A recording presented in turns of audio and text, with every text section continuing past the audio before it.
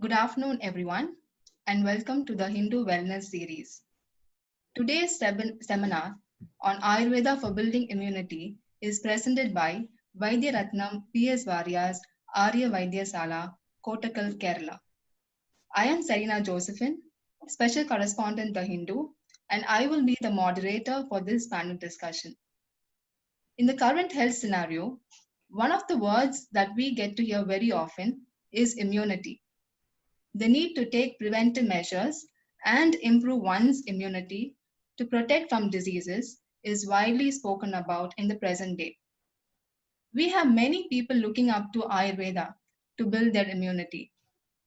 That said, we have a panel of experts on Ayurveda who will be elaborating on the role of Ayurveda in enhancing the body's immunity. Let me start by introducing the panelists. We have Dr. P. M. Madhu, Assistant Professor, Department of Roga Nidhanam, Government Ayurveda College. He has published a number of books and more than 30 scientific papers in various national and international seminars, including World Ayurveda Congress. Welcome, sir. Next, Thank you. we have Dr. Nishant Narayan, who has been associated with Arya Vaidyasala since 2002. He is presently Senior Physician at the Ayurvedic Hospital and Research Center, Arya Vaidyasala. He brings his experience from working in different departments of Arya Vaidyasala in the capacity of branch physician. We have Dr. Vinod R. Warrier, Associate Professor, Department of Kaya Chikitsa, Vaidya Ratnam P.S. Warrier Ayurveda College. He has published a number of articles and was member of the Technical Advisory Group on Ayurveda, Pain and Palliative, National Rural Health Mission, Government of Kerala. I now invite Dr. P. M. Madhu to address the audience. Okay, thank you. Am I audible? Yes, sir. Okay. Good afternoon, everybody. At the outset, let me convey my sincere gratitude to the organizers, Kottakkal Ayurvedashala and Hindu Daily, for giving me such an opportunity to share some of views regarding Ayurveda in building immunity. As all of you know, the world is under the threat of a devastating pandemic, that is COVID-19. At the outset, let me convey sincere gratitude to the organizers, hello, Ayurvedashala and Hindu Daily, for giving me such an opportunity. Hello, am I audible? Yes, sir. Okay. As all of you know, the world is under the threat of a dreaded disease called COVID-19, and we are searching for newer and newer methods to escape from the disease. So, from the methods of vaccination to the methods of ventilation, so many active protocols are evolving from the different world parts of our world. So, newer and newer methods to conquer this disease, there are so many attempts to evolve. So you see, the clinical presentation of the COVID-19 is not the same in different parts of the world or different population. So there are some from the stages of severe stages, the disease is not very severe in some cases. In positive cases also, very mild symptoms or no symptoms at all seeing in many cases. So among the physicians or among eminent scientists, there are differences of opinion regarding the general protocol to be adopted in conquering this condition. So they are seeking for various methods from other streams of medicine also. So it is our responsibility to share the Indian medical thoughts, the Ayurveda thoughts to conquer this condition. We have to educate the people to implement the measures of Ayurveda into the community to conquer this particular condition. So while we are speaking about communicable diseases, in all the communicable diseases, we can see there are three factors involved in that. Where the main and one thing is pathogenic organism, the disease-causing agents. Other side, there will be a susceptible host. In between them, there is an environment that is transmitting the pathogenic agent to the host. So this is relevant in every communicable diseases. For example, in dengue fever, we can see the dengue causing virus is the agent, and we are the susceptible host. In between them, we can see a vehicle or environment that is transmitting the disease causing the dengue virus to the host, that is mosquito. So, in order to intervene any communicable diseases, we have to address these three factors. That is pathogenic organism and the susceptible host and the environment. In the case of coronavirus, as you know, there is no clinically proved medicine to destroy this coronavirus. So we are adopting, or we are instructing people to adopt so many measures to resist the entry of the agent to the host. We are following the methods of this hand sanitization, face mask, and social distancing to resist the entry of the organism to the host. Complete lockdown is another method, but we cannot continue this complete lockdown forever. We have to re-enter into our daily life activities, and we have to continue our life. So we have to empower the host mechanism to resist the pathogenic organisms. This type of resistance is called immunity in terms of medical science. This immunity we can broadly divide into two, that is acute immunity and innate immunity. Acute immunity is the system that learns to remember the organism involved in disease. So this is mainly done by certain organs or cells in our body. For example, thymus cells, spleen, lymph node, this bone marrow, etc. are having the power. So an external organism, while entering to our body, these mechanisms will secrete certain antibodies, very specific antibodies against these external agents, and that lead to proliferation of certain white blood cells also. So these are having the capacity to attack these external substances and to destroy them. So once these antibodies are stimulated by an organism, then our body is adapting to remember this particular organism, and in further course, while the external substance or external organism tries to enter our body, this will remember this organism, and the antibodies will be very effective to resist the organism, and that will destroy very quickly. So this is called the naturally acquired or adaptive immunity in our body. Other type is the artificial immunity. The same type of antibody will be injected to our body, that is through vaccination, and through vaccination this artificial immunity is adopted, acquired in our body. The other type, the second type, is called innate immunity.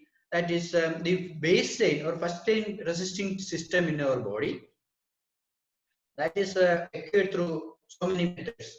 For example, our skin is having the capacity to resist the pathogenic organisms. Our mucosa contains certain secretions that can trap the organisms. Our stomach is containing so many acidic secretions that can also destroy these type of organisms. And immune system cells are also is there. Natural killer cells are there. Phagocytes are there. Eosinophils are there.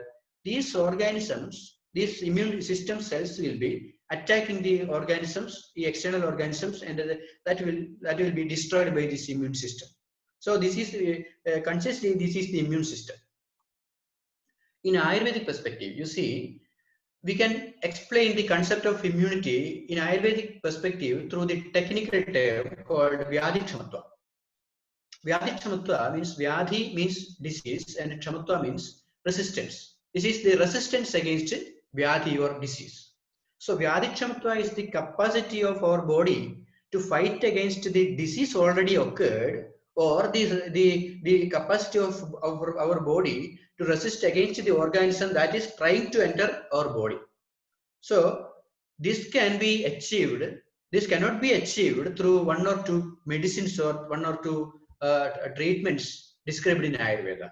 As far as Ayurveda is concerned, this is the bala, Sharira bala of the body that can be attained through certain methods.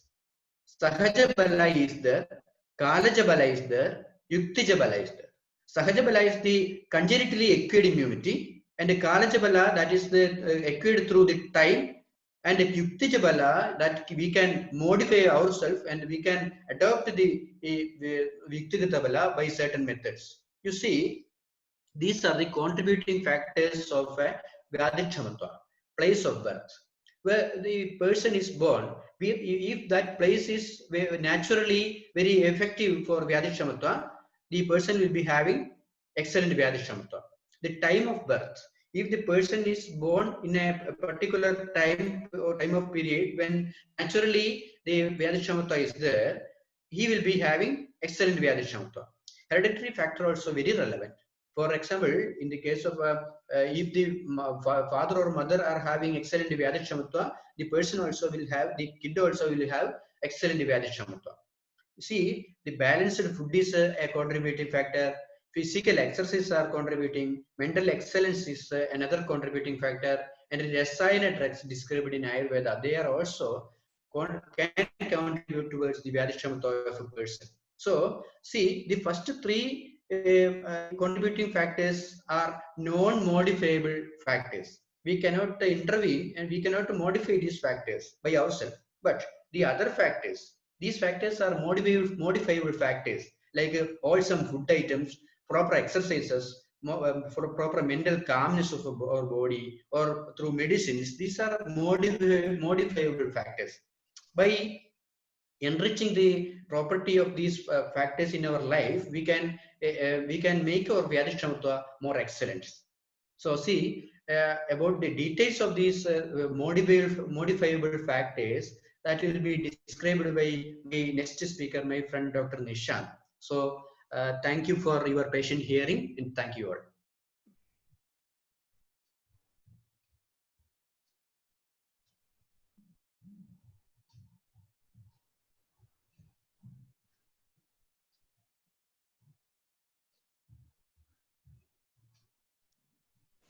Sorry for that. For those participating in the webinar, we have a poll for you. Do click on the answer that you think is right, and we will give out the results in a short while. Can we have the poll, please?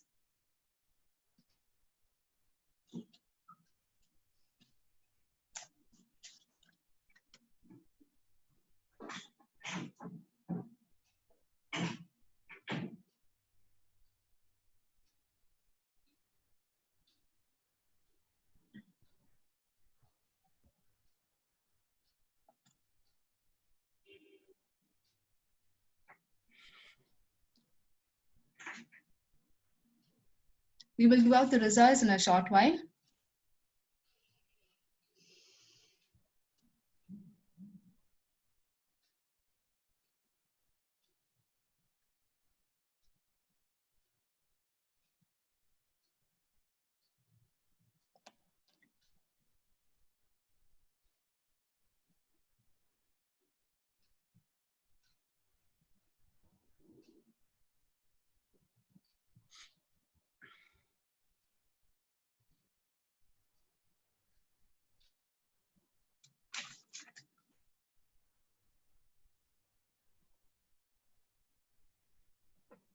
What food could contribute most for immunity?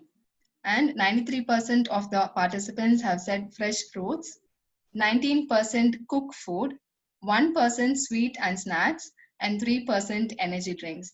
I think we all have got that right. Thank you all. Next, Dr. Nishant Narayan will address the audience. Good evening. Good evening, Serena. Good evening to all of you. And it was an excellent presentation by Dr. Madhu, who had covered such a vast subject in such a short while in a very crisp manner. Before I move on to my presentation, while he was speaking about immunity and vaccination, I thought I should share a small trivia with you. It is regarding the vaccination. What it is so that we all know that vaccination, in spite of helping mankind eradicate certain diseases, there is a minuscule of population who believe that vaccinations are harmful. So there is always a small number of people who think that they should not be vaccinating their kids enough. So there was a small problem rising out. So in around, I think it was in 2015 or something, I came across an interview in which the interviewer was interviewing one of our doctors, senior doctors, our additional chief physician, Dr. K. Muralidharan. He asked a very dicey question that what is Ayurveda's take on vaccination? Actually, Ayurveda, people believe that it was something of a very ancient time, and vaccination is a very recent concept. So the question was put in such a way that what was Ayurvedic people, how a doctor would respond to it. Dr. Muralidharan then had come back, presented in a very, very proper manner, saying that the concept of vaccination was always there, because he suggested the concept of Vishakanyaka, in which some maidens were given poison in very small quantity and they became immune to poison. And a lot of people might be thinking that it is a legend or a story or a myth. Let me tell you, in Greece also there was a king called Mithridates, was so apprehensive of being poisoned that he was taking little bit of poison every day, and that thing is known as Mithridatism. And Greece also is good for mythology and all. So for those people who think that it was a story, let me tell you, there was a person called Bill Haast. Bill Haast was in Miami, and he, I think, passed away in 2010 or something. He was running a serpentarium. So to make himself immune to the snakes, he used to inject a little amount of snake venom to himself, and he developed some kind of inherent immunity. And maybe because he challenged his immunity so much, it was activated so much, he lived for around 100 years. So immunity will directly correspond to longevity. This is one part. Second part is pre-COVID. That is pre-COVID, the only time we heard of, now immunity is a byword, everybody is talking about immunity. Before that, the only thing which we heard was immunization schedule of our kids. And it would be interesting to know that in Ayurvedic pediatrics also, there is certain yogas which are known as prakara yogas. Prakaras are, forts. So fortification in particular intervals of childhood, from newborn till he is 12. They are given some medicines in particular fashion so as to fortify himself, to improve his immunity. And those people, I've heard from a lot of my personal friends who have been using these kind of things, and they find that their kids were falling ill less. So the Prakara Yogas are in detail, so I won't go into it. I'll just enter my presentation, just sharing the screen. I hope everything is.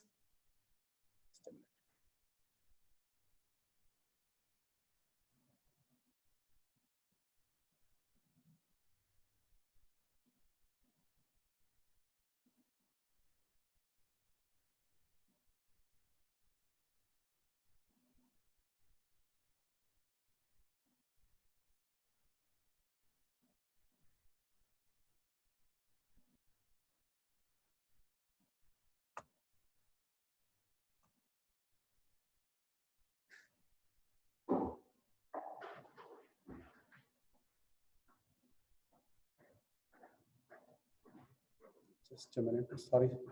Sorry for the small delay.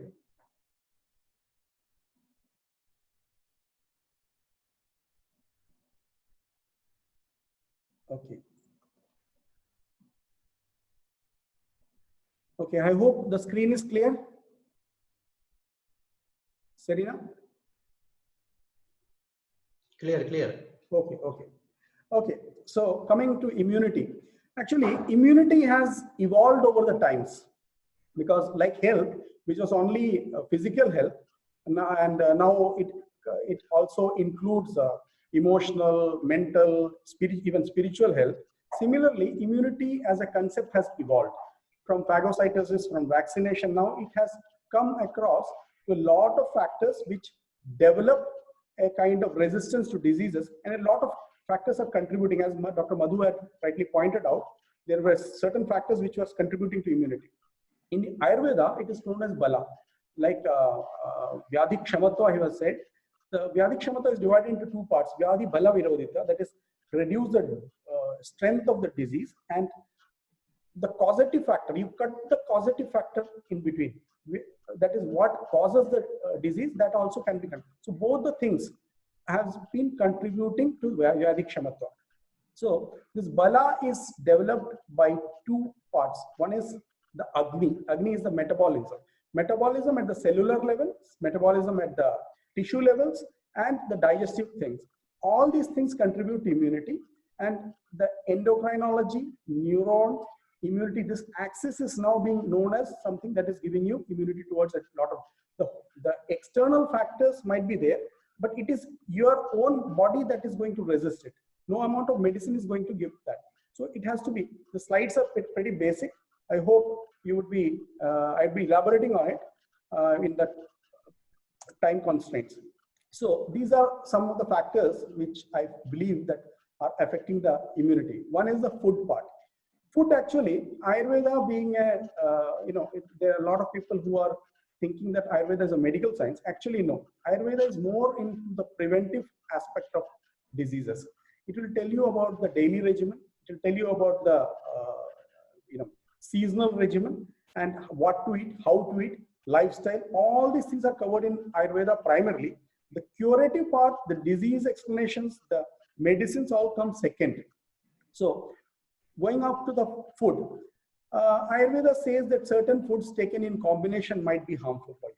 So these kind of foods are called as ahitahara. When you're taking ahitahara for a longer period, the body starts getting degenerated. The way it should be replenished is not getting proper. So there is another concept called viruddhahara, two different foods which cannot be taken together, should not be taken. So this is another part. How to take food, when to take food. This is also important.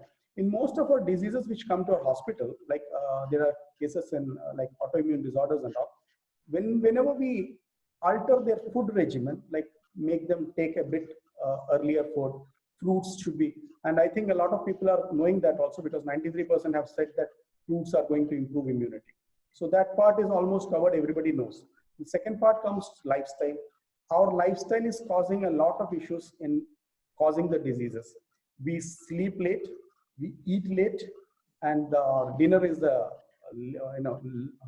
biggest meal of the day. All these things contribute to obesity and such things, which make us more prone to this diseases. Then comes the thoughts and conduct. It is very interesting to note, and you might be,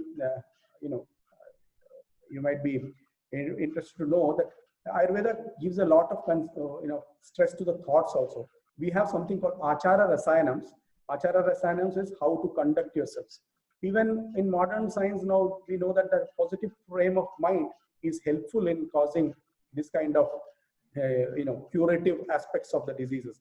People are having some groups so that they could share their thoughts and all, and that is helping in helping the diseases. Then comes the seasonal part. Madhu had already told that certain seasons are said to be strengthening, that causes the bala. It is said that people born in Hemanta and Shishira, they are slightly stronger than the other people who are born on other seasons. So similarly, in Ayurveda also says that in certain seasons, certain foods should be taken, certain regimens to be followed. Like now it is rains going on here. In the rainy season, what happens? Your digestion goes down. Even though if you might be feeling hungry and all, digestion goes down. And during that time also, Ayurveda says that certain foods should be given more, like you have to take more honey and all. So what happens is, we are more prone to certain diseases which causes a lot of mucus secretions around. So a mucolytic thing is being incorporated into the food. Coming to lifestyle also, one thing I forgot to mention, we are sleeping less. Ayurveda says that sleep, not only Ayurveda, health says that sleep as well as exercise and then food. These three things are what gives you health. Talking about sleep, I'll tell you a small thing which says that why sleep is so important. While you're sleeping, your pineal gland starts secreting a hormone called melatonin. In a lot of places for insomnia, they're giving melatonin. So this melatonin is a free radical scavenger. It is an antioxidant. So when it goes through the body in the night, it cleanses the body of free radicals, giving you health normally. So when you sleep more, you are getting more immunity or more health. Coming to the medicine part is, of course, it is not the least. It is one of the most important parts. But food and other things, if they are contributing, you won't need a medicine. Food becomes your medicine. Now, speaking about medicines, you know that we are all having a lot of social media interactions now. People are telling you a lot of things about what medicines to take. This, you can take that. There are people who are saying that you take a tulsi and your mobile radiation is going, you can take. So a lot of people are saying, and you are basically confused which to take. So a lot of medicines have been told by Ayurvedic seers who had always mentioned Ayurvedic formulation, that is medical formulation, in which multiple medicines were given. I'll tell you a small example. Like here, a lot of people take tulsi. Tulsi is a very good medicine. Everybody takes it. It is a pretty good medicine also. But the thing is, if you see the recent studies of tulsi, it has got anti-spermicidal properties also. So for a celibate individual, it is good. For certain times, it is good. But taking tulsi in a large quantity and all, it might not be as good. So when now Ayush department has come up with the Ayush Vatha Churnam, which is Ayurveda is also making it, they have 4 parts, like dalchini is there, and then tulsi is there, black pepper is there, and ginger is there. The tulsi has got anti-spermicidal properties. The other 3 will be negating the effect. So formulations are always helpful in negating the negative effects of these things or enhancing the effects also. Like when you're taking turmeric or something, a lot of people take turmeric water. Turmeric, if you take in milk, it would be better. That is, scientifically, it has been proved now. And the second thing is, turmeric, when you're taking with a pinch of pepper, it would be better. So always go to a doctor, decide what to take. And Ayurveda is not, a general medicine kind of thing. It is customized. For each person, for each individual, it will be different. Even the simple Chyawanprash, is given as medicine as well as a supplement. But there might be people who might not be conducive to Chyawanprash in a particular season. So there are other rasayanas also. Rasayanas, I think Dr. Vinod will be covering more. So I'll be just superficially. Now, how to build immunity? Most of you are aware of how to build immunity because it is basically bringing about the Shuddhi, the cleanliness. Now you know that cleanliness, how important it is. It is not just Swachh Bharat. It is also washing your hands. It is also keeping distance, not getting contaminated. Take better food. All these things, when you're building immunity, you have to take care of the food part a lot because junk foods and all, when it goes in, the foods which are difficult for you to digest, this is going to be a problem too. So immunity building foods are there. And you all know, fruits are one of the best things to be taken. You add fruits in such a way that other cooked foods are less, oily foods are less. It is not that oil should be prohibited. Ghee should not be prohibited. These are all to be taken in balanced quantity. In Ayurveda, when they said food, they said shadrasas are important because all rasas should be taken together to bring you then the flavor of the food. You should be feeling happy eating some food.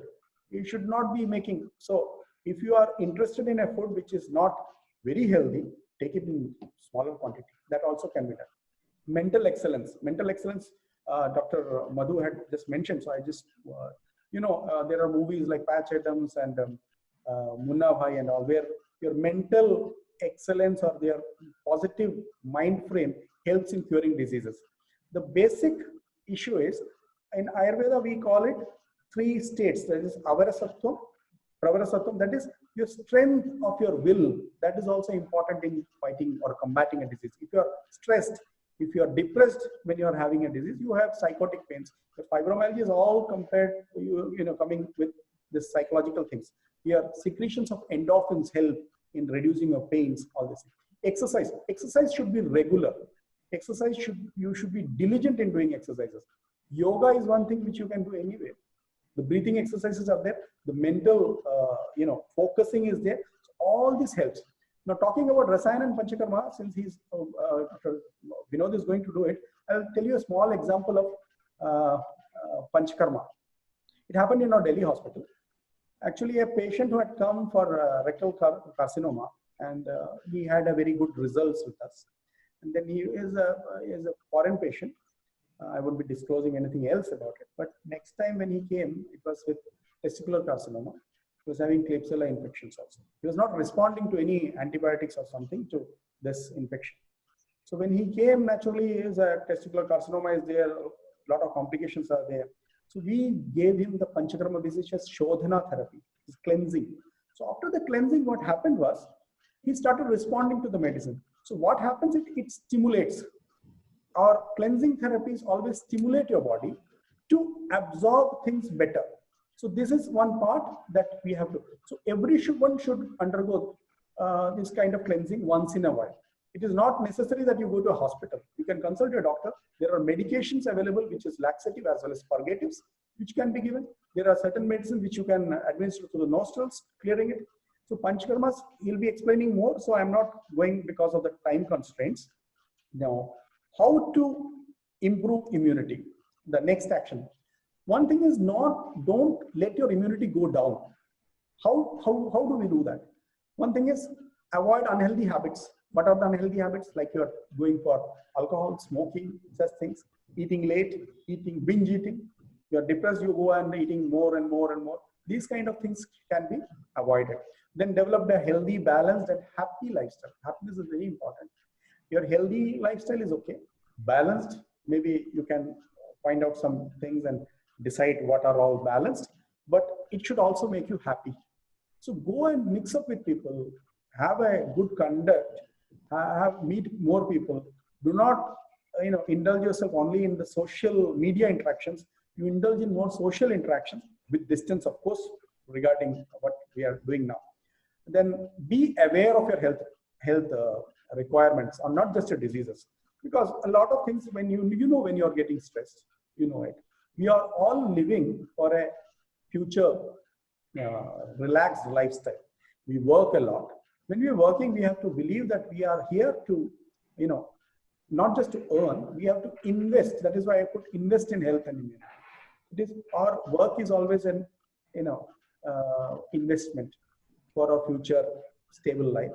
Similarly, health is more important. Then supplement your body with Ayurvedic medicines building Ojas. Ojas is the essence of all the dhatus, which is another different concept. That is, your vital forces should be improved with Ayurvedic medicines. I'm telling you Ayurvedic medicines because Ayurveda encompasses a lot of things. It is not just the medicines. So consult a doctor. You can always, contact us. We have a web portal. You can interact with any of our doctors.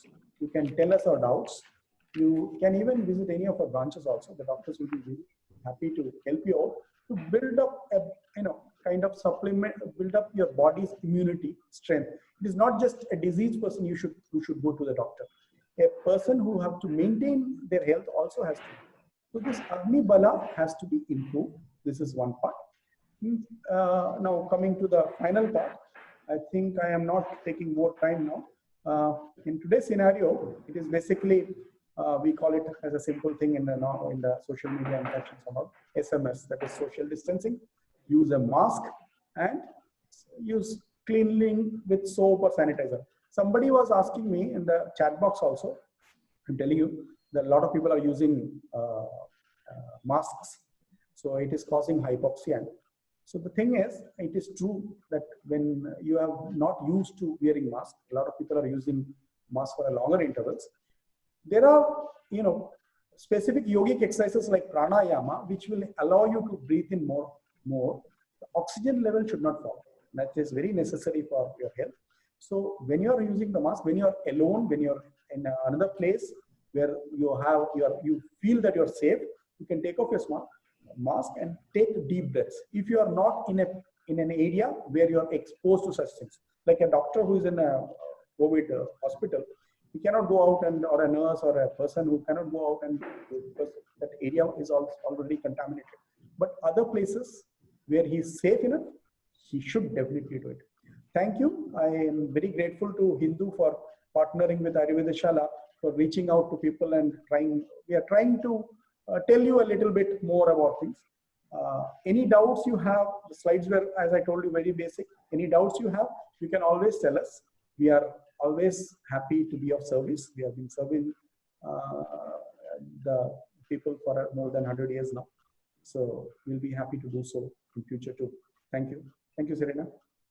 Thank you, Doctor, for elaborating on the various factors that affect immunity and how we can actually build our immunity.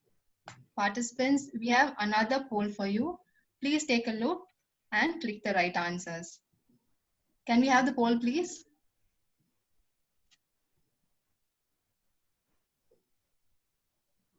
We will do out the results in a short while.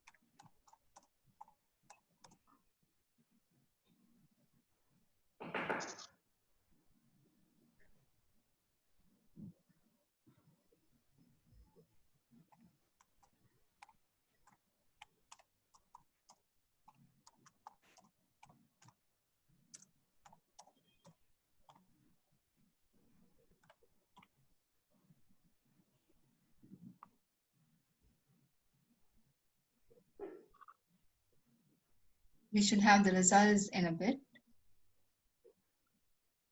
Okay. So the question was how to manage stress. 22% of the participants said yoga, 11% hobbies, 8% by socializing, and 79% all of the above. Thank you, participants.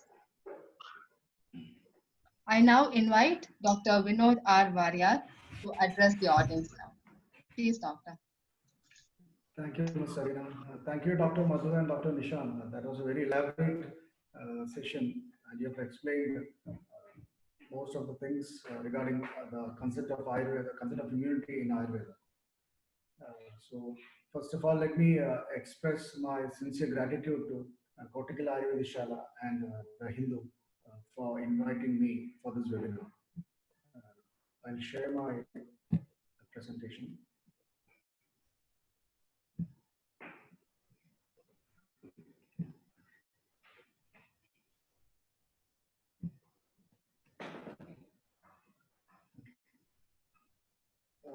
So I'll be speaking about, since Dr. Nishant and Dr. Madhu had already elaborated about the concepts of immunity in Ayurveda, I'll be speaking about the COVID-19 Ayurvedic prevention and treatment strategies, programs, which is currently undergoing in Kerala, and a little bit about the Panchakarma, the role of Panchakarma and Rasaya in building immunity. So with the support of Ayush department in the center and government of Kerala, we have initiated a few fruitful programs to fight against COVID-19 and other emerging diseases, infectious diseases. See, the public health involvement is not only about giving some medicines for a period of time. Ayurveda clearly knows that immunity cannot be achieved in a day or two by giving you one or two medicines. And Ayurveda believes in a healthy lifestyle, which includes a proper balanced diet, as the earlier speaker mentioned, optimum exercise, adequate physical and mental rest, enough adequate sleep, etc., as a way to prevent many diseases in the long run. Medicines will only supplement it. So what all programs we have initiated is not only for the COVID-19, but to keep our immune system intact, so that we can fight against against various infectious organisms which may emerge in the future also. The first case reported in India was a Kerala student studying in Wuhan. It was declared by Government of India by the end of January. And from that day onwards, all the government missionaries started working to fight against the COVID-19. And on February 14th, after the confirmation of the third case, Kerala government declared Corona or COVID-19 as a state calamity.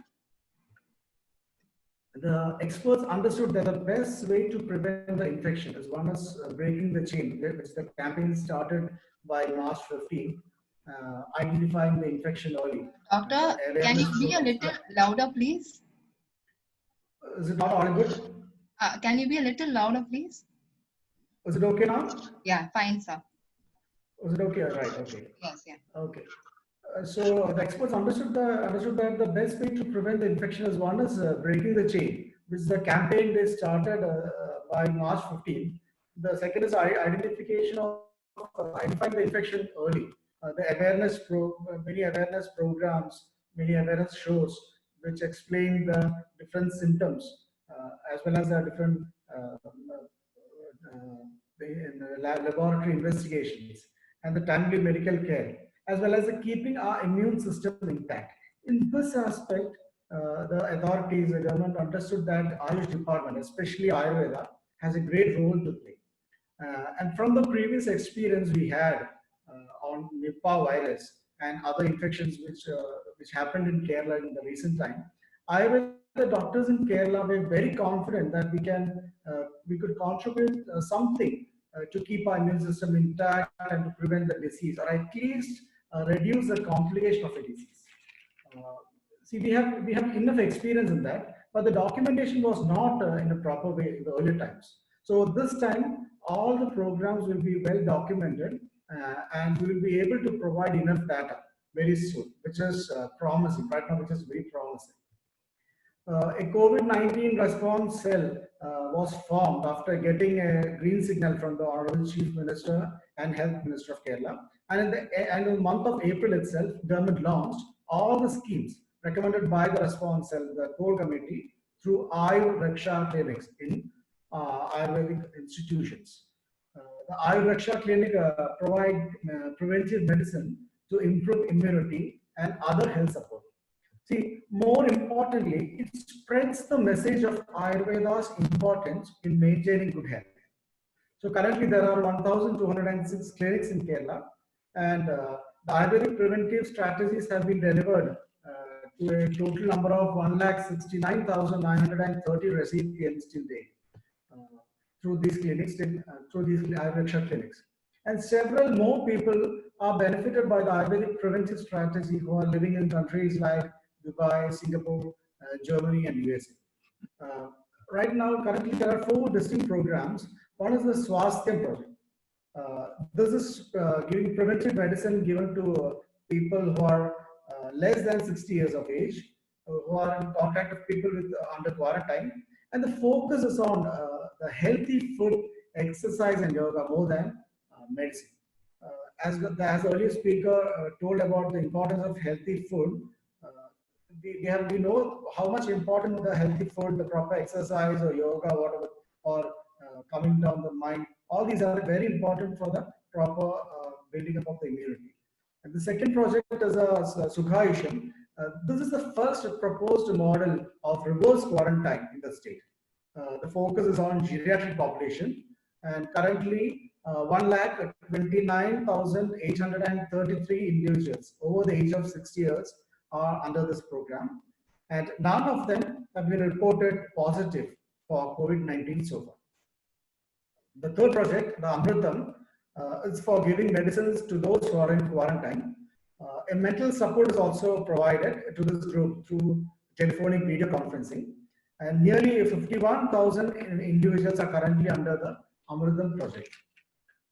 So what we have observed is that there are less incidents of positive cases among those in this program. And a total cure in individuals with mild symptoms is observed, and a speedy recovery is also observed. The fourth program, that convalescent care, the Punarjani program, it is for the convalescent care. Like once the person who was positive has become negative, even after that, for a period of 15 days, a few medicines are given for the complete restoration of their health. And the preventive strategy for high-risk group is also made. High-risk group includes the healthcare workers, police, excise, civil defense team members, destitute home inmates, etc. And till now, the 32,274 beneficiaries have received the preventive strategies. Prescription, as Dr. Nishant rightly told, it's always a tailor-made in Ayurveda. It is not that for every person the same medicines should be given. No? It is not like that in Ayurveda. We consider a lot of things before making a prescription. And the prescription is not only about giving some medicine, it includes a diet, a proper diet, the exercise, sleep, how much time you have to sleep, yoga. And regarding the diet, not only what to eat and what not to eat. It is not only about what to eat and what not to eat. It is also about how much to eat, when to eat, with whom to eat, etc. These minute details are also explained in Ayurveda. Stress control is always very essential, and I think in the question answer session, if question arises, I'll discuss more about the stress control now. And the drugs, the medicines like Indugandham, Shadangam, Billuadi, Sudarshanam, Ayuraksha Kvadha, Shavanaprasha, Brahma Rasayana, and Dashamula Kadatriyadi are the commonly prescribed combination.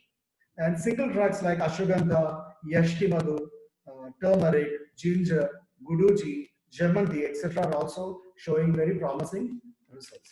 And many studies are going on. We observed that mental health support is absolutely necessary to strengthen the immune system of people, especially those who are in quarantine and those who are at high risk. Keeping that in mind, currently two projects are undergoing. One is the Kude project. It is more in a peripheral level. This is a joint venture of Ayurveda College Kottakkal, Indian Institute of Medicine, Government Ayurveda Research Institute for Mental Health, and Ayurveda Medical Association of India. Second one, that is a Harsham project, is more specialized. The Ayurvedic psychiatrists are conducting this project. Ayur Shield, this is actually an extension of Ayurveda Clinic. This was launched by Honorable Chief Minister of Kerala. Currently 6,000 such Ayur Shield clinics are there in the state right now, which provide a health support to the public under a common protocol. It is a long-term plan, and it will be continued as a complete healthcare package of Ayurveda even after COVID-19. Kottakkal Ayurveda Shala is also an very active member in Ayur Shield clinics. The next one, the Niramaya, is an online portal. It is actually connecting all the government Ayurveda facilities. It gives online consultation, and it gives free medicines for those who are in need from the nearest government institution. Data is collected and analyzed, and this is the focus of Niramaya. Ayurvedic students are supporting the modern epidemiological wing by data collection. So currently we have taken up so many projects, so many programs to fight against the COVID-19 and other infectious diseases which may emerge in the future also. We have understood that Ayurveda has a great scope in tackling these such infections, and hopefully in the near future we can come up with more data. I'll just brief about the role of Panchakarma and the role of Rasayana also. See, every day we are exposed to different kinds of toxins like chemicals or food adulterants, environmental toxins, pesticides, and whatnot. So these accumulated toxins, or the toxins can be intrinsic also. So these accumulated toxins, what we call as AMA, will weaken our immune system and make us more prone to different kinds of diseases and infections. So we have to eliminate these toxins, which will be accumulated in our various levels in our body, like in each cell or each organ. And the only way to eliminate these toxins is by doing Panchakarma. And Panchakarma has nothing to do with the massage or pouring oil on the forehead, as many people think.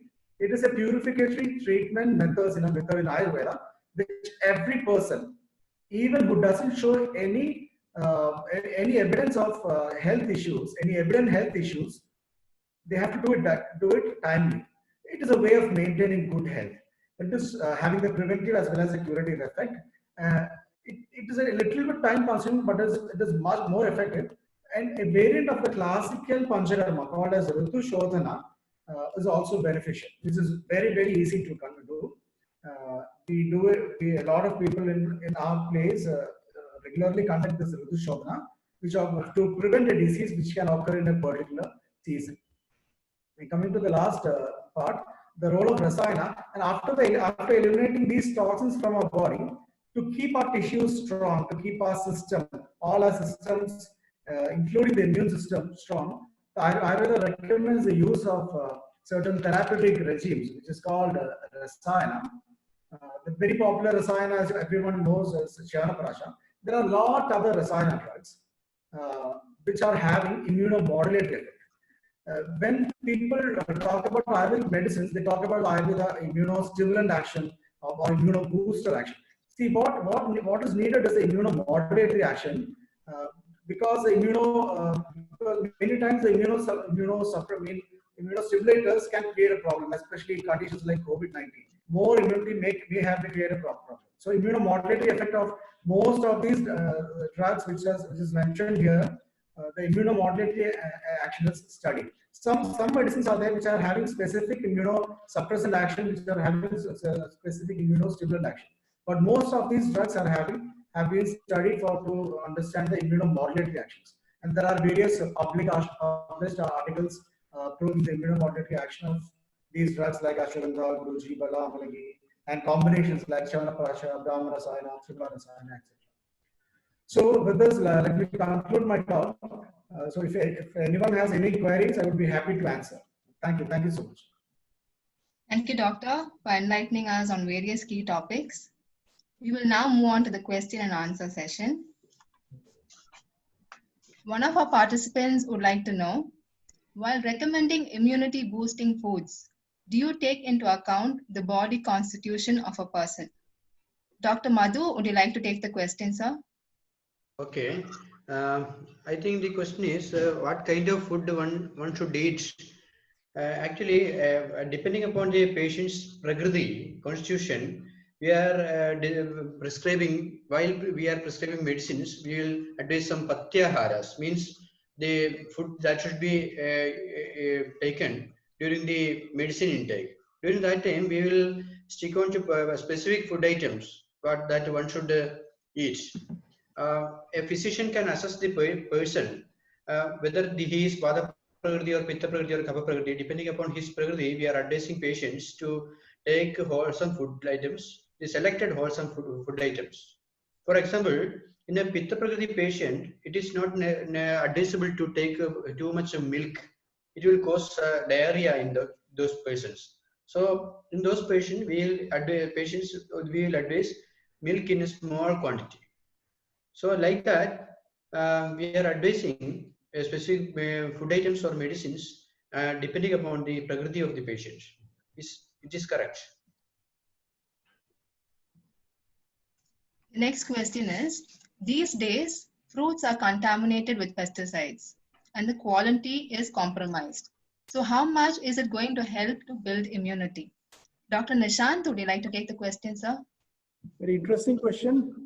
That is one part of it. That is, it is true that fruits are contaminated, but so is the environment.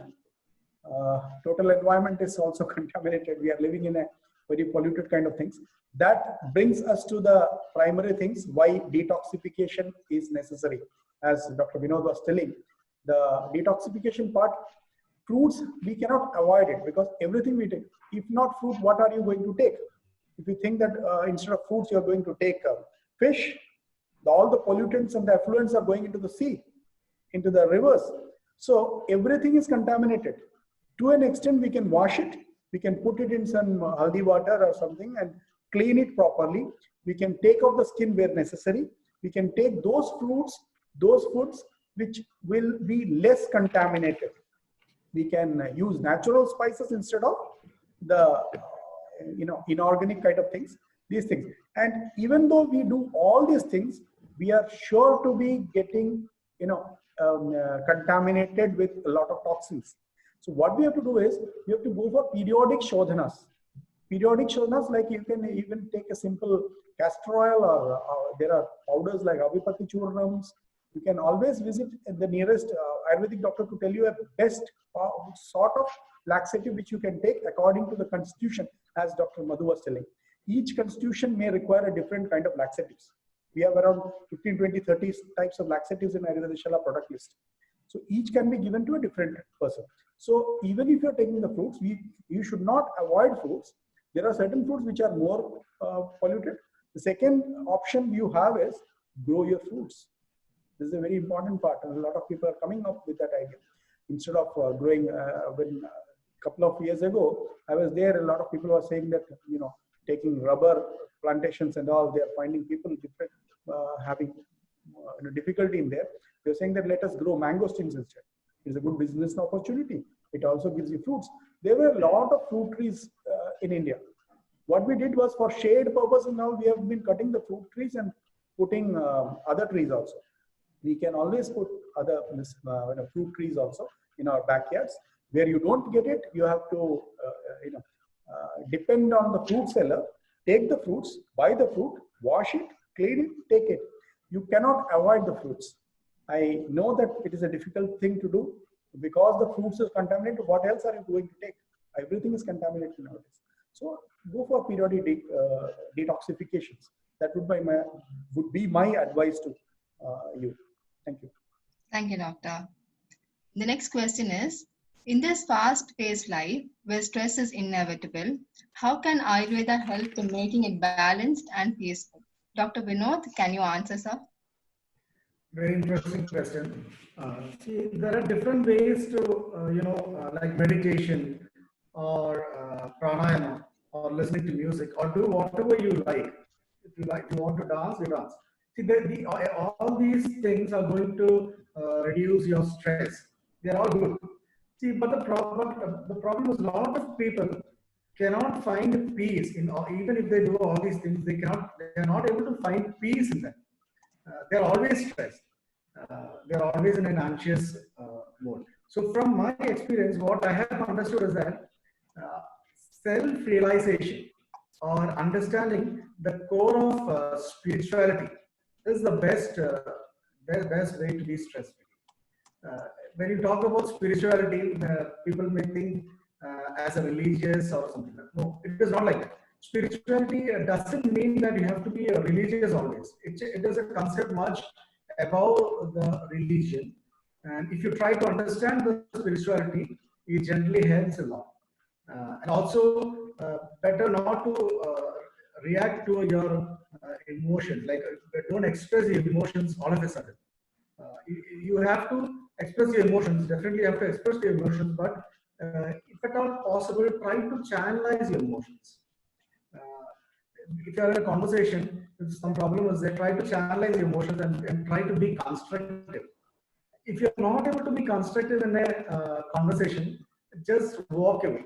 That will be the best thing to do.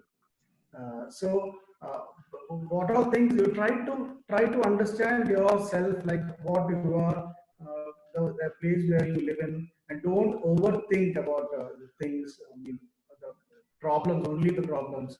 And in this situation, COVID-19 situation, every day newspaper or TV channels 24/7 they are showing the death rates and all, making what you call like a mass panic attack. So better you can watch the news and all, no problem. But at the same time, try to watch something else also, which will make you happy. And you interact with your family members, interact with your friends, at least through phone. We have many facilities like we are now doing Zoom calls and all. So socialize like that. That will be the best choice. Be stress-free. Thank you, Doctor. The next question is in connection with coronavirus. Are there any documented clinical trials involving Ayurvedic preparations for COVID patients? And are there any Ayurvedic preparations to prevent or build immunity to prevent coronavirus? Dr. Nishan, would you like to answer, sir? Okay. The thing is, Dr. Vinod was telling about the Ayur Shield project. Ayurveda Shala is also a part of it. Documentation is going on. As far as the coronavirus is concerned, we are not treating a virus. We are not treating a virus specifically, but we are giving medicines which will be enhancing the immunity. And we have been giving medicines which has been enhancing the immunity or modulating the immunity in such a way that your body becomes strong enough. We are all aware that even though corona is around, a lot of people are able to resist it. There are a lot of asymptomatic people are also there. So documentation is going on, and it is too early to say that what kind of results it is. A lot of claims are coming. A lot of people are coming up with medication which they say. But at the present moment, we are concentrating on improving the immunity in such a way. And there are indeed a lot of medicines which have been proven, which has been time tested, that of improving the immunity. Somebody was asking in a question about if the parameters are being checked. Of course, in most of our allergy clinics and all, we go for blood checkups and all. After taking the medications, we find that it is having an effect on immunity. We know that in addition to that arthritis and other kind of diseases, now one big portion of our treatments are from treating autoimmune disorders. So Ayurvedic medicine is having an effect, a profound effect on the immunity of the person with these medications and with the treatments. So we can be very, hopeful that something will evolve. A lot of systems are working in tandem together, and something will evolve which will give us a better or healthier person. Healthier person in the sense that the citizens are benefiting. Alternate systems of medicines are going to contribute a lot in the coming years to improve the immunity of the person, because it is going to supplement and complement the allopathic science, which is going to, which is also trying with their vaccination trials and all. So I think definitely we are hopeful that something will be coming around. The documentation also only started recently. It will take some time, of course. Thank you. Thank you, Doctor, for that explanation. Dr. Madhu, can you please recommend some books on home remedies based on Ayurveda? Home remedies. In Ayurveda, we are detailing so many Dinacharya's, the daily regimens and Ritu climatic the regimens that should be followed during changes of climate and all. Basically, we are depending upon the classic references, Vagbhata Samhita, Susruta Samhita, and Charaka Samhita.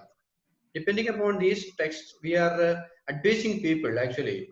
We are Kottakkal Ayurveda is having so many popular book sessions regarding the Dinacharya's and Riduyas described in English also available.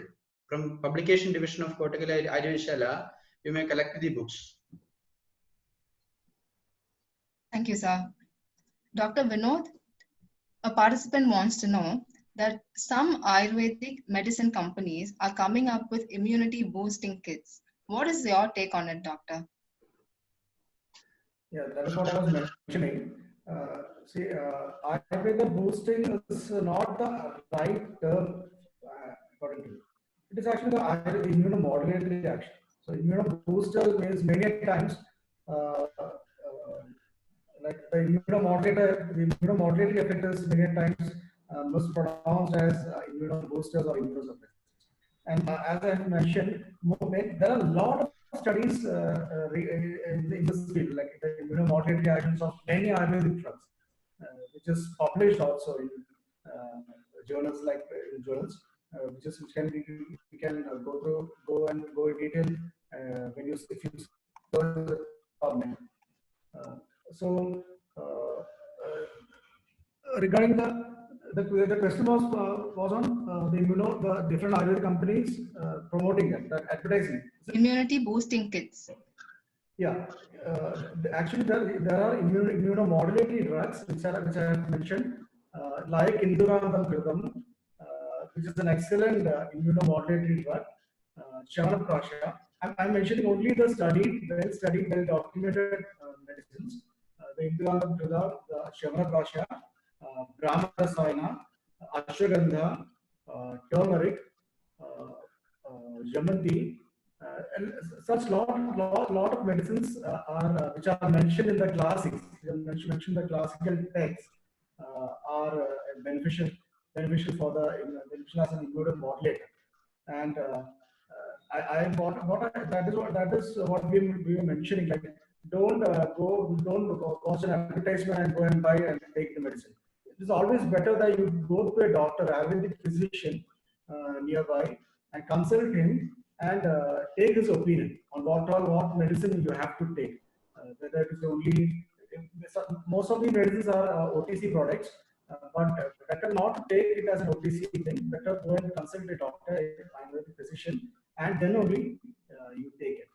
That will be beneficial. Thank you, doctor. Dr. Nishant, a participant wants to know, if there are any plants that can be grown in a home environment to improve the immunity. Well, that is a very interesting question. I think the person is going in the very right direction, because one of the biggest problems Ayurveda is going to face is the dearth of herbs. So if everybody like her starts thinking about a herb in a home, it would be a pretty good thing.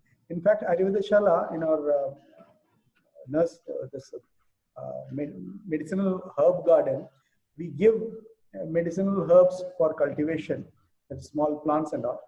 Which plants? One of the very common plants which we all used to have was tulsi. Tulsi used to be there in every houses. They used to pray in front of it, and it was a part and parcel of our lives. Then, in addition to that, a lot of people might be, if you have a small space and all, bale would be a good thing. Bale, I mean to say, puvalam or bilwa.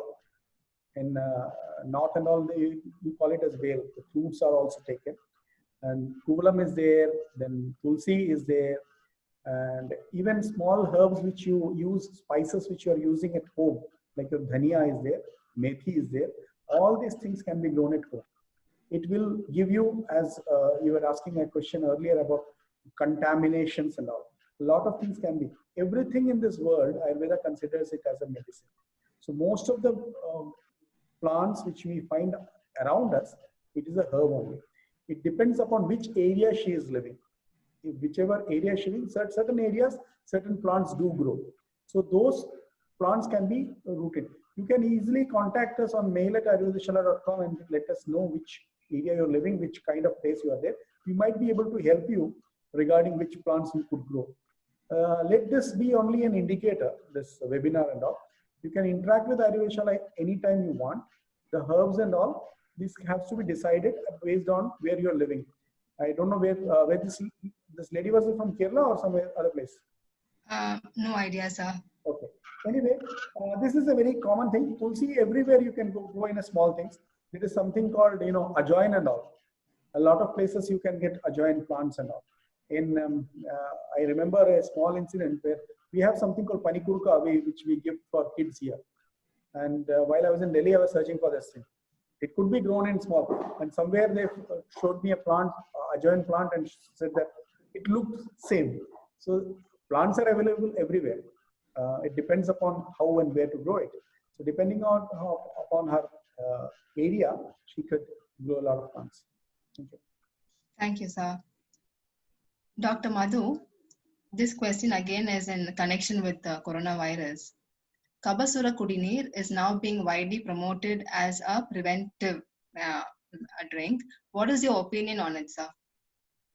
You see, as per Ayurveda, any single medicine or a single preparation is not an immunomodulatory drug, or that cannot kill or destroy the virus, because the pharmacological action of that medicine will not create an atmosphere to kill the virus involved. So always Ayurvedic perspective is holistic approach. We have to build the immunity. We have to empower the immunity of the patient to tackle the virus, to made an atmosphere, internal atmosphere inside our body, to create an atmosphere to destroy the growth of the virus inside the body. So the single medicines are always having the limitation. In some patients that may create a healing or some symptomatic relief may be there in some patients only. So we cannot generalize these medicines in all patients. For example, some medicines, Nilaveppu Kudineer, practiced in Tamil Nadu, some areas of in some population, they have tried it and some results were seen. But in some areas, that medicine showed no results. So we cannot generalize the medicines, these type of medicines. So it is always advisable to practice the holistic aspect of Ayurveda. Along with the medication, they should follow the lifestyle that is preventing the entry of organism into the body, or increasing the capability of the body to resist against the organisms like that. So it is not advisable to practice one or two single medicines for the for relieving from the corona. Thank you, Doctor. Dr. Vinod, could you explain the concept of immunomodulators and how they work? The immunomodulators in Ayurveda, as mentioned in the context of Rasayana drugs. That was what I was explaining in my slide. These Rasayanas, Rasayana drugs are not alien from the normal Shamra drugs or normal medicines which we give. Like that, they are not a separate group of drugs. When we give these drugs in a proper dose, with the proper preparation, in a proper preparation, in a proper dose and proper time, that will have that immunomodulatory, that Rasayana effect. For example, there's ashwagandha is a drug which when is given in a very small quantity, very small dose, is acting as a stress reliever or for mental peace and all. But when it is given in a large quantity, it acts as a rasayana, it acts as an immunomodulator. So the concept of the immunomodulatory effect of a drug is explained in the context of rasayana, and these rasayanas will have an action when your body is purified. So all these rasayanas are advised to be used after the proper cleansing methods, either by doing a virechana or bhavana, purgation, or induced vomiting, etc. Once you are done with the purificatory therapy, the panchakarma, then the rasayana drugs will act very well in the body, and then only you will have that immunomodulatory action. So it is always better to go for a purificatory method. And there are certain medicines like Induvana, Gridam and all, which are having equally this rasayana property, which can be given as shamana also. It all depends on the dose of the medicine, the time you administer the medicine, the method you are preparing the medicine. There's one connected question, Doctor. Is there any dosage regulation for Chyawanprash? Chyawanprash, very interesting question. Very interesting question. Chyawanprash, actually, prash means a meal. So when this Chyawanprash is to be administered as a rasayana, it is to be administered in such a dose that you skip a meal. For example, you have 2 meals a day or 3 meals a day. So say a breakfast, lunch, or dinner. So if you want to take Chyawanprash, better to skip the breakfast and take it in the morning. So the dose will be like that. Well, something like 30 gram to 60 gram, or in some medicines it may go even higher, like even up to 100. Some medicines like Kalyana Gula are generally given 50 gram to 100 gram. So this is the exact dose of a medicine like Chyawanprash. But that dose is not practically applicable to all individuals because of their digestive capacity.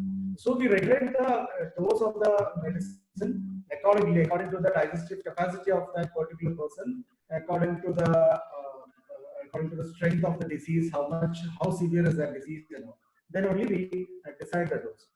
But prash means any prash, Chyawanprash or any, there are different types of prash. Prash means a meal. So the classical dose of Chyawanprash is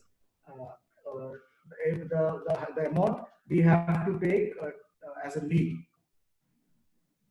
Thank you, Doctor.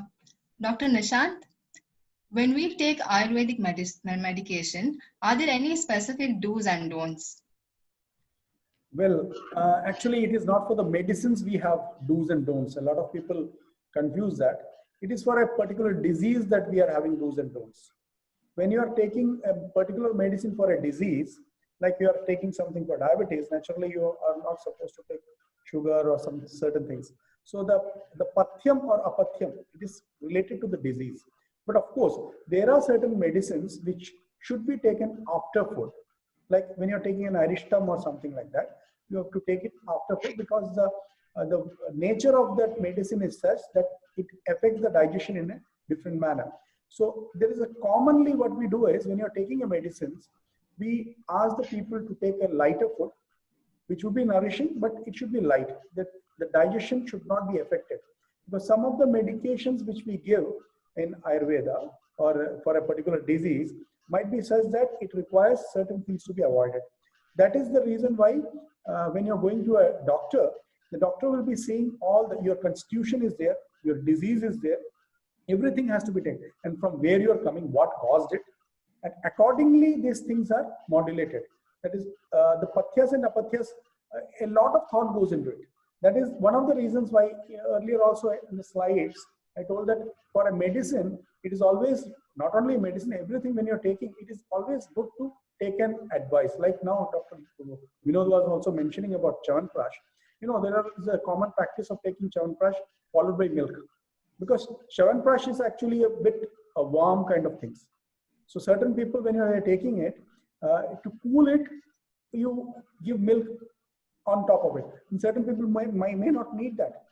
And similarly, the selection of the lehyams or prashams or rasayanas is also done based on the people.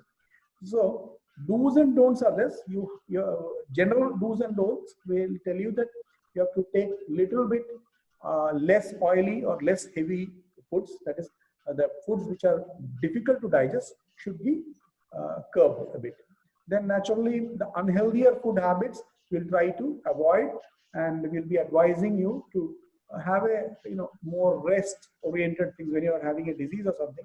It is better to conserve your energy to such an extent that your food can be used for nourishing rather than using up a part of the food for digesting the food, these things. So these are the things which you have to take care. And in certain food items, we even ask the people not to go out in the sunlight. We ask them to take rest. The exercises and such things for some days is often prohibited too. And other unhealthy habits like smoking and alcohol and such things are set to be stopped. Then that's a general thing, you have to do it anyway. These toxic habits has to be changed. So this is it. It is related to the person only. We can say that, but the pathya thing, it is not that a lot of people go there and say that certain foods when you're taking, you are not supposed to take non-vegetarian. So since it is a non-vegetarian prohibited things, I should not be taking Ayurvedic. It is nothing like that. Ayurvedic medicine also contains non-vegetarian foods. So it is nothing like that. Depending upon the disease, like when you are emaciated and all, you have to be given mamsa. So that can be given. And alternates are also there. It is not that vegetarians will be weak and we won't be able to address it. There are a lot of medicines. So this is how we decide on what to do and what not to do while you're consulting or. Thank you, Doctor. Dr. Madhu, are there Ayurvedic medicines that can be taken by everyone on a daily basis for general health? Okay. Actually, the medicines are the Virya Pradhanas because they are indicated for specific diseases. But Ayurveda contains so many daily regimens, so that like preventive food items that can be taken regularly by a person to improve his health. Otherwise, if we are taking medicines, they are Virya Pradhanas and they are having some particular intention in our body. They are correcting the pathological condition of a patient. So, if we convert our food as medicine, then we can consume so many food items to detoxify. As Dr. Nishant told earlier, we have to detoxify our body regularly. For that, we can use so many ahara dravyas that contain the medicinal properties in that. For example, Haridra. Haridra is a very, very, very best medicine to improve the immunity or the Vyadhishamata of our body. By using the Haridra in our curries or all, we can improve the resistance of our body. Gooseberries, Nellika, we can use the Embolica. We can use along with the food items, and like that, if we convert our food as a medicine, then our daily food habits should be like that, so that we can convert the food as medicine, and our health will be improved by that. Other than that, if we are utilizing these specific medicines like the powders, kashayas or aristas daily for prevention, that is not a good habit. We have to take medicines whenever we are having diseases. Other than that, we can use food items as food item medicines. Thank you, Doctor. We will now move on to the closing remarks from our panelist. Dr. Nishant, would you like to start, sir? Okay, the closing remarks, the things are on, I have already told those things. The basic thing is, the gist of what we are trying to tell is, it is basically, immunity has to be built gradually. Dr. Vinod had also said the same things, that it is not an overnight thing. You have to inculcate certain habits. You have to start taking certain food. The habits include the food as well as the exercise. Concentrate on 3 things. Have an adequate sleep. You should sleep at a correct time. Then eat proper food in a balanced manner. Try to use or eat according to your needs. The person who is in a sedentary work and all, he need not take the same kind of food as a person who's doing manual work. So those food requirements should be assessed and then taken. Then everybody, irrespective of all the things on the care and all, we should all go for a regular or a periodic kind of cleansing regimen. You have to decide it. Any Ayurvedic doctor can help you with that. There are certain medicine, after 15 days, you can go for a purgation. That's a simple way to cleanse yourself out. So one, cleansing. Then the second thing is cleanliness outside of as well as inside. Both the things we have to be taking care of. So in the corona time also, cleanliness comes. Cleanliness of what? Cleanliness of your body, cleanliness of your surroundings, as well as clean food. Whichever you can have a clean food. When I'm saying clean food, I mean the food which will not be causing any accumulation of toxins inside your body. We are all aware which food may cause it. In spite of knowing that, we are doing a lot of things. So these things have to be taken care of. I think this is enough for keeping the health. Exercise, sleep, and food. 3 things, you take care of it, and I think you have a good immunity in your hands. And that is it. Keep your thoughts pure. Be happy. Thank you, Doctor. Dr. Madhu, your closing remarks, please. Okay. Thanks for your patient hearing. As a closing remark, I will tell, as Dr. Nishant and Dr. Vinod, immunity or achieved only 1 or 2 drugs or treatment modality. We have to improve. We have to necessary steps to change our life, to modify our lifestyle in order to achieve the targets of Vyadhishamatva through the contributing factors, the modifiable contributing factors that we have told earlier. We have to take wholesome food items. We have to change our lifestyle with the habit of wholesome food items, proper daily regimens, daily exercises, and we should keep our mental attitude in a calm mode, and we have to take some herbals as our daily regimen to improve our Vyadhishamatva.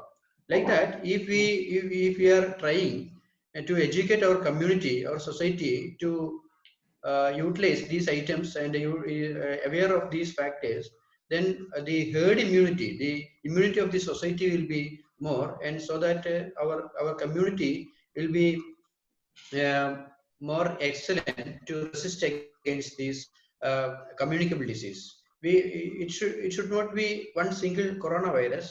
Other than that, we can prevent all the communicable disease if we are trying to improve or empower our host immune system by our resistant system by utilizing these contributing factors. That's all. Thanks. Thank you, Doctor. Dr. Vinod, your remarks, sir. Yeah. Thank you everyone for patient listening. What I would like to tell as a closing remark is that in the current COVID-19 context, right now there's a mass fear that something is going to happen and all. What you need is not fear. What we need is we have to be cautious. Just that we have to be cautious. We have to obey what the government tells, what the health workers tell, and always a holistic approach is better than blindly following one system of medicine. Every time, the best way is to follow a holistic method. And whatever problem you have to consult a doctor, Ayurvedic doctor. If possible, in every cities we have that particular Ayurveda agencies or branches are there. So if any inquiries, then you can go there, or just give a call to them, or mail to them, or you can visit any doctor, any qualified Ayurvedic doctors. That is very important. See, there are many quacks working in this field, especially in the name of Ayurveda. Many quacks are working. So identify the real doctors, real qualified doctors. Go and meet them. You clarify your doubts with them, and they will always be happy to help you. And as far as possible, after discussing about the Panchakarma, try to do some simple Shodhana Prakriyas, like Ritu Shodhana, some easy Shodhana Prakriya, and try to have some Ayurvedic medicines also, along with the balanced diet. The diet should always be balanced. In every meal, during every meal, it should be balanced. And balanced meal means you have to have a lot of vegetables, either in the raw form or curry form, or in the upiri form, we call it upiri. Then fresh fruits in a moderate quantity. Reduce quantity of meat. Then avoid alcohol, smoking, and try to be peaceful. Try to maintain your mental wellness also. And that is equally important as maintaining the physical well-being. So everyone will be safe, and hope everyone will be safe. Stay safe, and thank you so much for conducting this webinar once again. Thank you, Doctor. That brings us to the end of the webinar. I thank each one of the panelists, Dr. P.M. Madhu, Dr. Nishant Narayan, Dr. Vinod R. Warrier, for elaborating on how Ayurveda could help in building immunity. I hope this was a beneficial session for our participants. Thank you all for taking part in the webinar. Thank you again. Thank you, Sirena.